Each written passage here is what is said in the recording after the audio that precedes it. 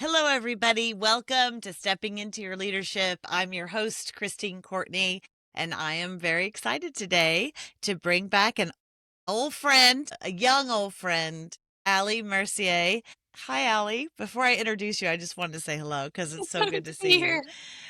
Let me tell you all a little bit about Ali. Ali is a public sector sales executive at UKG, where her work focuses on relationship driven partnerships and helping organizations navigate growth, change, and complexity. But beyond her role at UKG, Ali is actively engaged, of course she is, in leadership development, yay, through Can't stop going up. mentorship, not-for-profit board work, and speaking. She's been a presenter at the National League of Cities on recruiting and retaining talent in the new world of work, and is a gold standard presenter with Sandy Hook Promise. She works in education, violence prevention, and community leadership. Ali is especially passionate about mentoring interns and emerging leaders and believes effective leadership is grounded in people-first systems, honest communication, and trust. She lives in southern New Hampshire with her husband, two boys and two girls who are her pups. The boys are the human children and the pups are your girls or your pups, right? But the thing you should know that is also really important to me about Ali is that Ali worked for us at the leadership program for almost just shy of 10 years. And the really interesting thing about that, and why I think it's interesting for this particular episode, is that Ali was 23 years old when she started with us. So between the ages of 23 and basically 33, she worked for us. And that is a really interesting time in somebody's career. And if you are out there in that time frame of your career, which is really your growth, you're really growing and falling and growing and trying to figure things out. And we're here in New York, but wherever you are.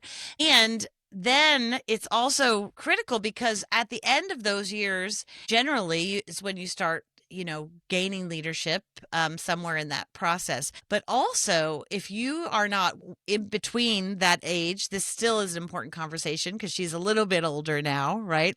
A lot Coming of in it. her early 40s. But if you probably manage or lead or know some people within that really critical time frame of 23 to 33, Ali taught me a lot because she was one of our kind of millennial workers at the time. And believe it or not, now everybody in the workplace, Ali, I laugh because everybody's complaining about the Gen Z worker coming in, and We it's just bully the mostly little ones. it's mostly you millennials who are complaining. And I always laugh at you and say, "Oh, you don't know how everyone used to complain about you."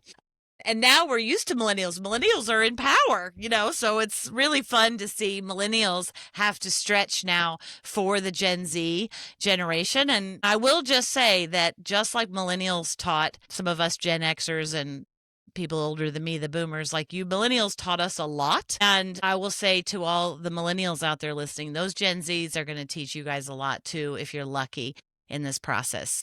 I thought we would kind of talk about that a little bit, those important early years in someone's career, and something that I thought you were fantastic at, which was this idea of self-advocacy, because I hadn't really known it before you, and you came in a way like a lot of millennials and started to have this new kind of spirit. And it is important to look at because it's a skill.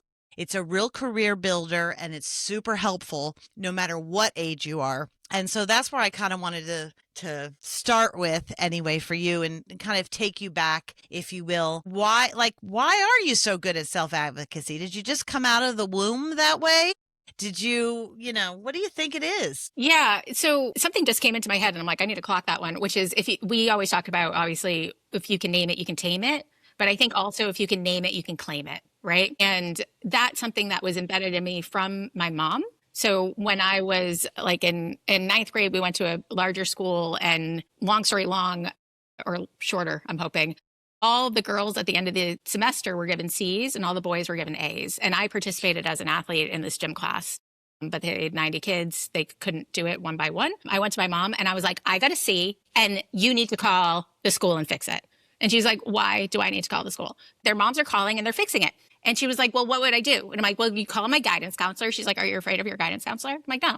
She's like, so why don't you go to your guidance counselor and ask? And I was like, rude, fine. She's like, if you have any trouble, I'm here. Like, I'll back you up, but that's something that you should do. And I'll get you if it doesn't work. And in that time, I got my A, right? And that was kind of a early, like young adult almost, even though I was only like 14 years old, kind of empowerment move. And there was just like, we had a saying in my family, like, dead, and just claiming things. And I think what leadership does a wonderful job at doing is creating a safe space. So when I went in, I knew it wasn't going to lose me a job if I said, I want to do this, I want to do this, I volunteer for this, because y'all could just say no, but keep on doing on. But it was just inherent and natural, especially walking into the community that was so special, is so special. Yeah. And even though it felt natural to you, I will say on our side of things, Very back then, it didn't. We were like, why? Calm down there, Missy. We'll get to you. You just got here. You're trying to jump in everywhere. Wrong. Okay. From my perspective, now I would love for those people, right? Those people that are jumping in saying, I'll do it. Can I be a part of this? Just wanting to be there. At the time, though, it was unusual because so much of everybody's was like, oh, if I'm just if I'm a hard worker, people will notice what I do and they'll invite me in. And, that's old school thinking. And one of those things that you taught me, I didn't know, I don't even think people used the term self-advocacy then. I think you guys have made it a term that people talk about now. Like we try to teach kids this from a young age. Your mother certainly was teaching it to you. And I think, that is true. You saw a lot of different parenting of your generation. And so therefore we see a lot more of it, like your voices were valued more and so forth. And so they're more invited to the table at work, or if they're not invited, you're coming in anyway, which I appreciate. And now it's a normal part of the workplace. And I think as your generation is looking for that in young people. Absolutely. And it's going to be different for that next generation that's coming into those workplaces, those early 20 kids, that were affected by COVID and everything else that are coming in the workplace. They have a very different sense of that. Well, and it's funny that you say that, Christine, because that's always been in my back pocket. Even like an early self-advocacy moment that I was thinking about was, I don't know if you remember this, but the first time I asked for a raise, and the company leadership was not doing well. It was not a time to ask for a raise. But I was like, if not me, then who? If not now, then when? You will get me a raise when you can get me a raise. And I am doing this for all the women and young girls that will come behind me that feel less confident to do this thing. So, and when I teach about advocating for yourself now to young people, I'm always like, don't do it for you. If you don't feel comfortable doing it for you, don't do it for you. Do it to everybody that follows you. And so that's always been a really empowering superpower. And while I didn't get the raise at that juncture because it didn't make any financial sense whatsoever, and I knew it, the next time it was possible, I got me a raise. So it was heard, which I appreciate, obviously. Yeah. Yeah. And even that, like now, I think that is more common. And I hope so. Like, I hope that, people are advocating for themselves and their salaries and so forth. But does have to also be, like you said, backed up by what is the reality of the situation, right? Yeah. The reality of like, what do the financials look like? What do my numbers really look like? And, part of, I think you're right, self-advocacy is doing it and then also stepping back and going, okay, wait a minute here. How do I do this and still have be grounded in the reality of the situation? Well, and I think I opened that conversation with, now is not the right time to ask for a raise. And I'm going to ask for a raise. Like I acknowledge, I'm like, this is inappropriate, but I'm going to do it anyway. Right. Like, yeah.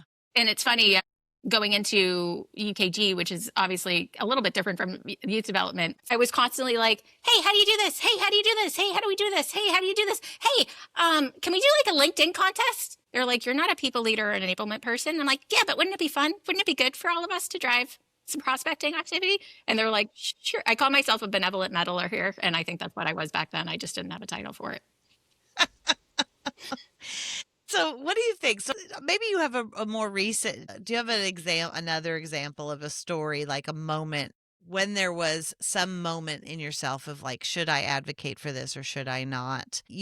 What were the things that you actually do? Like, what's the thought process? Because in some ways you're kind of used to that way of being, but for somebody who might be a little bit maybe more nervous or hesitant about doing it, just step back for a minute and say, what is that? What is the thought process that goes through your mind that gets you kind of ready for that? Yeah. And I'm like trying to slow my brain down and it feels like like when I figured out the tricks to the shortcuts in math when I was in middle school, and they were like, yeah, but how did you get there? And I'm like, I don't know, man, it just made sense. And they're like, yeah, but like, so it's going to be a little bit challenging for me, but let me try. Um, there's one tip that I was actually going to share later that was given to me by a fellow when I joined UKG, and it was to have an SSP folder, which stands for shameless self promotion. So anytime anyone emails you about something great, that you put that in that folder and kind of stack up. It also come review time is like a quick hack. It's like, don't take my word for it. This is what other people said. It's not just my stuff, but also just saying when you're interested, saying what you want to do, being very intentional and overt. I mean, a very early conversation when before UKG was UKG, when it was just Kronos, which was like only like 6 months or so before I joined, or me being a part of Kronos before we became UKG. I asked my boss at the time, like, what do you want to grow and be here? And he was like, I don't know, I'm really happy in this position. And I was like, oh, I want to go into sales. Like that was like a very intentional thing, that was something that I always, again, if you can name it, you can claim it. And so the second I wanted something, and that's kind of been what is true for me all along, is I want this thing. Hey, advocate, boss, leader, friend that's not my boss, but that can help me. Let's figure out how we get this for ourselves. And let's figure out how this can benefit the community and how this can benefit the culture and how we can make this work, even if it's not traditional. And it's worked in some spaces. And in other spaces, I've had to kind of take a side role that's unofficial, and like the mentoring of the interns, for example. Like I have countless interns and young people, or excuse me, folks in early careers that I mentor at the company. It's not an official role. I'm not paid for it, but it's also why I live and breathe and get up in the morning. So I'm happy to be doing it anyway. Yeah, I love that because do have a lot of folks that we work with, different teams that get put in charge of the interns, right? So, and then they feel like it, especially if they're salespeople. Oh my God, do they feel like it takes away their time from sales? But how do you help people who might be around your age or maybe a little younger that have to work with these younger folks, and how do they support them in these new roles when, let's face it, interns are coming in really shell shocked, nervous. I have kids that are the age of, the intern age, and I can only imagine how they would be in the workplace. Like I get nervous, like thinking about that, as their parent. What do you do when you have somebody? How do you help them? How do you focus so that you have time for all of it? What would you say your secret sauce is? What I find is true for me is that I do the intern work even when I'm not supposed to be working. So when I was out on maternity leave with my second kid, I was having phone calls with my interns constantly, even though I was on leave, because I knew that I wanted to take care of them. So for me specifically, it's a default. For folks that are trying to figure it out, I think Gen Z is so special because they were born with iPhones in their hands. And so when we think about that, what I think about now in the workplace is that we used to have a top-down learning, and that's no longer true. And that's not something that necessarily everybody's embracing. But whenever I'm talking to Gen Z, I'm trying to figure out what they already know that I don't, because they teach me so much their own selves. So I get a lot out of not only advocating for Gen Z, sponsoring Gen Z, but learning from Gen Z, because they are just so adept at this arena that none of us are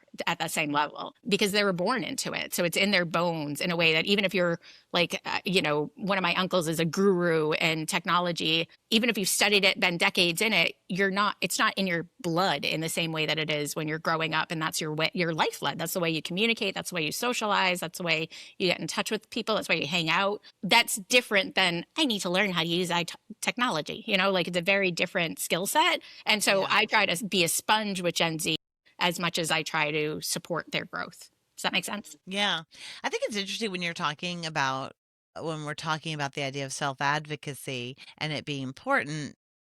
So often in the term is the word self, right? So that it can sometimes seem selfish. But in essence, like that's the point, is that's why you're not going to advocate for yourself. Who is, right? Like you said before, if not me, who? If not now, when? Emma Watson stealing her quote. Sorry, Emma. It makes your value visible, because let's face it, everybody is busy. And what I kind of love about people now who advocate for themselves is it allows me to not have to be the one to see everything, to know that they're going to share those things with me. They're going to share their wins. They're going to share those things, and hopefully I can help spotlight it, but I don't have to always be the one keeping track of all of this for everybody. So I think it's important that it makes your stuff visible, but also what people who are good self advocates like yourself, it's so interesting to me because you also are good advocates for others, right? Which is what makes you successful in your sales role. It's what makes you successful as a leader. It's what makes you successful with the interns. So practicing on yourself is a good way to start, but then it allows you in this leadership role to advocate for the folks that work for you or work with you or your customers and get them what they need. 5,000%. I have two different, and let me rewind or downplay that to 100% because there's no such thing as over 100%, Christine, I remember. But I have two different stories. One is with a client where she's still my client. She's a Black woman that was project manager. And we had a very strong CHRO over her that was very vocal. We had a very strong payroll manager under her who was very vocal and kept forgetting, or a lot of people kept forgetting in the process to check in with this project manager. And I always made sure to be like, okay, let's go. PM, what do you want to do here? Do you agree with what everybody else is saying? Is this what you want for the direction of the project? Yada, yada, yada. And she called me after the project was completed, after the opportunity closed, thanking me because she's like, a lot of people dismiss me and forget that I'm in the room, and you never did that once. And you always made sure my voice was heard, even though I do tend to be quiet. And I'm just very grateful that you in that moment were able to do that. In another situation, I had a peer that I was working with, and we had a sales team she was presenting to, and she was getting interrupted, and the person that was running her deck was being asked the questions. So not even the expert was being asked the questions, but the guy that was running her deck was being asked the questions. And I just stopped the room and I was like, you know what, folks, we need to check ourselves here, because this person introduced themselves as the expert, and A, we're interrupting them constantly, and B, we're directing our question as the person that's moving her deck along, not the person that's the expert in the rooms. Interesting. I think that is a perfect example of how this self advocacy that you have does come over to advocating for others as well, advocating for maybe folks who at whatever moment it is in time don't feel like their voice is as valued. And also the other thing, it really does, I think, really good advocacy, period, especially self advocacy or advocating for your team or for certain powerful voices in a company can drive growth, can drive opportunity, can actually increase whether it's productivity, whether it's revenue, whatever it is, because you're wanting to highlight something that's really positive, right? Now, sometimes people can say, whoa, whoa, whoa, this is a lot. Like, I need a moment to digest this, right? Because you're going to be coming in very confident. You know me. Sometimes I used to call my niece strong and wrong, like you're going to come in strong and wrong. Here she comes. And I think, there is some of that can be like, whoa. But once we can kind of like relax into it, it can actually, like I said, it is a superpower. And if more people did it, it would be, a really powerful place to work. Well, and it reinforces the psychological safety that's already in place. When you have teams that are able to speak up within an uncomfortable moment, then people are like, oh, it is safe to do that in this space. And so it just reinforces, yes, we do have psychological safety in this arena. And I do think it's important because it also helps you if you're feeling burnt out or you have a lot of resentment built up about your employer or your boss. There is a moment, I think, to self-reflect and going, well, wait a minute, have I advocated for myself in this moment, or am I just putting all of the pressure on them? I've had people come to me really like way beyond a time, like disappointment. And I have always felt like, oh, I missed that they were contributing this particular thing. And it's not because I meant to, but just because, we're busy. Yeah.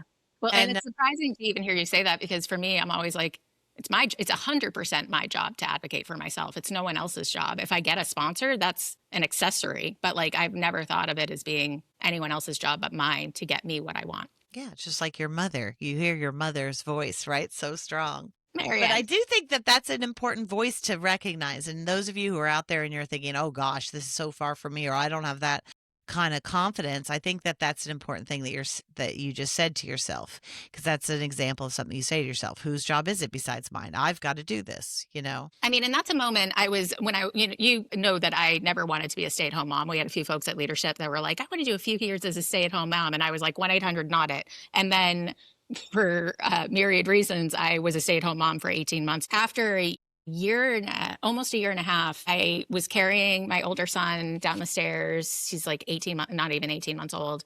And I started crying and I just collapsed on the stairs and I was depressed and I was like, who's going to save me? I need something. And the first voice in my head was, you save yourself. That's what you do, is you save yourself. And I immediately started exercising, meditating every day. And within 3 months, I beat 8,000 other applicants for the job that got me into this company.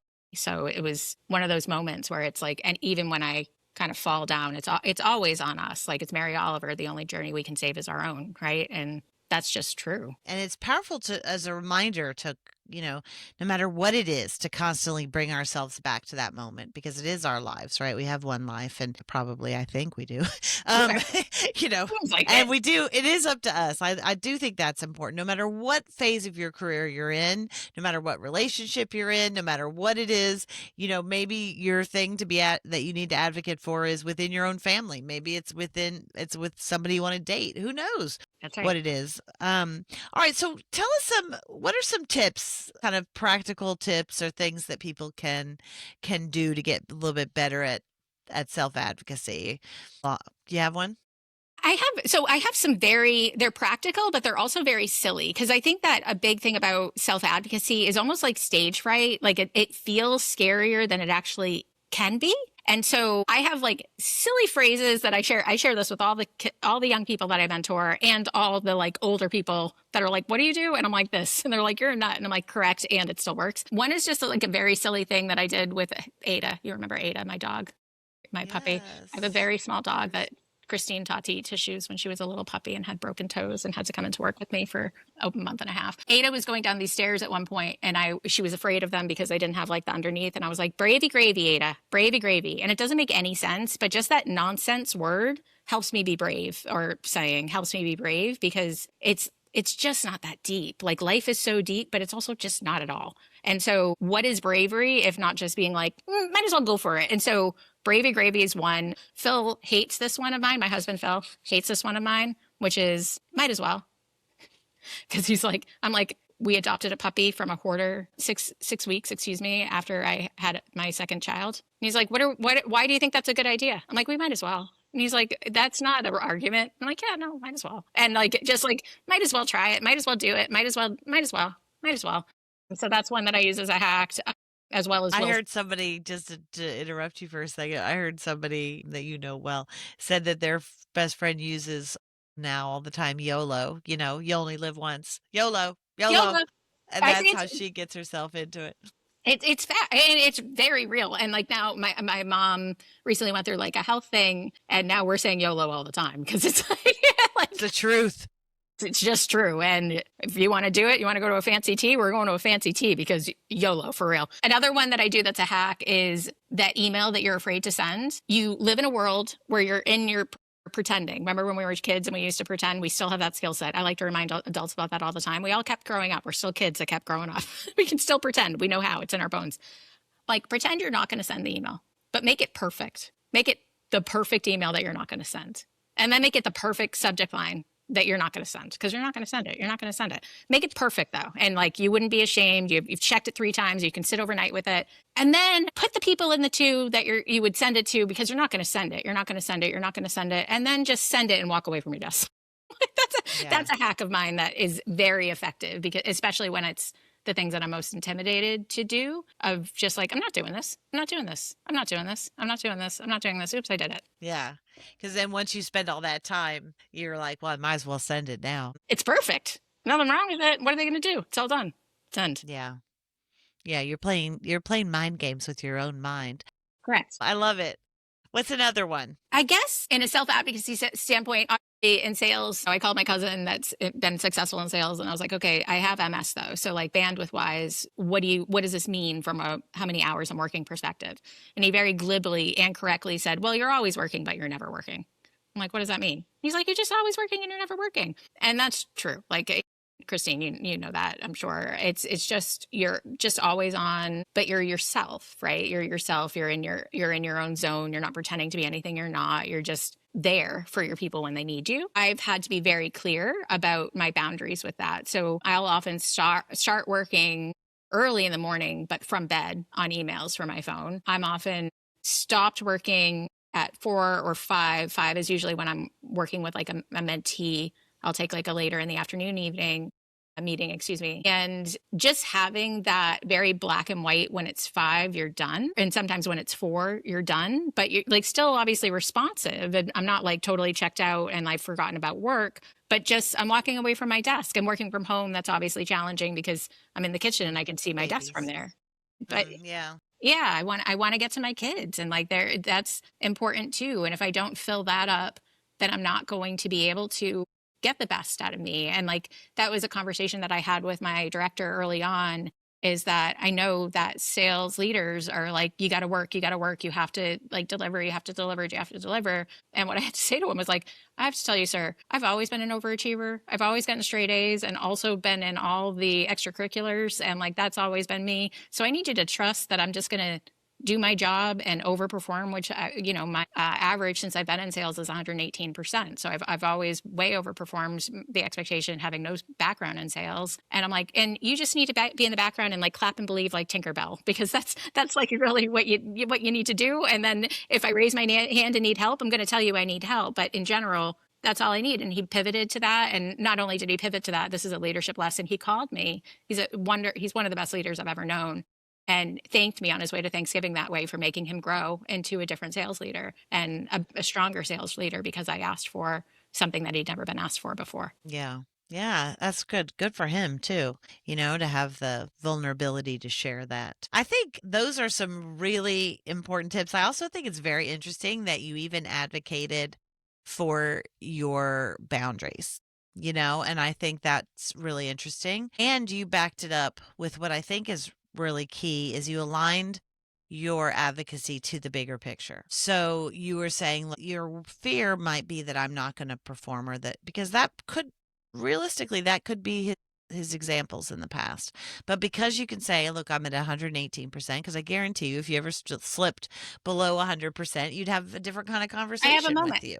I'm like, Yeah. I have Christine, you know me. If I'm under 100%, I'm having a moment, because Yeah. I'm not living up to my own expectations. My expectations, my goal every year is to be at 143, because it stands for I love you. And I just feel like that's good juju in the universe. And I hit it. I hit it on the nose not this past fiscal, but the year before. Wait a minute. Number 143 Yeah. mean, in what world does that mean I love you? And so many worlds. I is one Teach word. me, girl. So I is one word, love is 4, and you is 3. Oh, yeah. If you had a pager in the 90s, 143 is a quick I love you. Mr. Rogers, that was how he always knew that he was in the right direction, because after he would swim every day, he'd get on the scale and he always weighed 143 pounds, which just makes me happy, because it's not a lie, because Mr. Rogers said it. So it's true, darn it. Oh, that's so great. I Just had putting out never love heard in the that before. universe.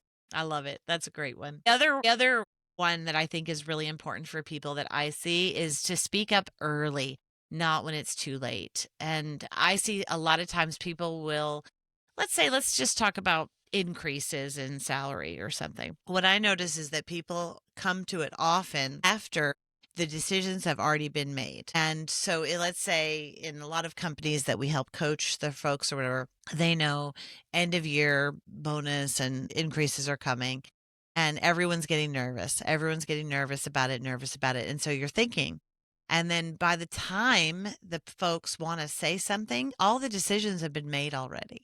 They've been made so much earlier than you think. And so if you go in now and advocate, then they almost do not have the power to change it. Most people don't.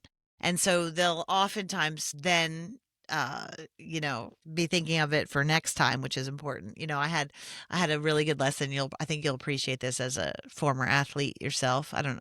But my kids play soccer and always did, and I was always amazed when we would be on the sidelines and people would be yelling at the refs. Right? It used to drive me crazy. And And then I said to my husband at one point, who's English, right? So he grew up with soccer and football and so forth. And I said, why do people yell at the refs about this? The call has been made. Like, it's done. You can't change it. And Philip goes, we're not arguing for this call. We're arguing for the next call. And I was like, oh, okay. And I thought to myself, that is a lesson because if the crowd is influencing the referee on what their next move is, that may be more important call than the call that you're fighting with them on now. That's right.